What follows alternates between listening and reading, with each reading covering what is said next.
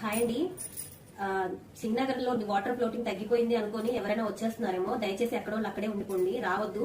మళ్ళీ పెరిగింది. మేము నిన్నే క్లీన్ చేసుకుని నీట్ గా వాటర్ అంతా కడుక్కొని ఇల్లంతా కడుక్కొని వెళ్ళాము.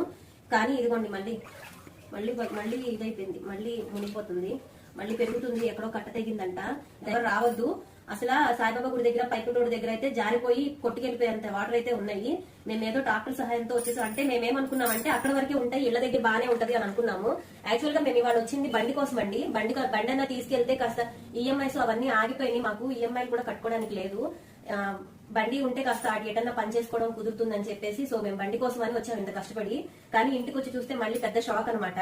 మళ్ళీ మొత్తం వచ్చేసి వాటర్ ఇదిగోండి,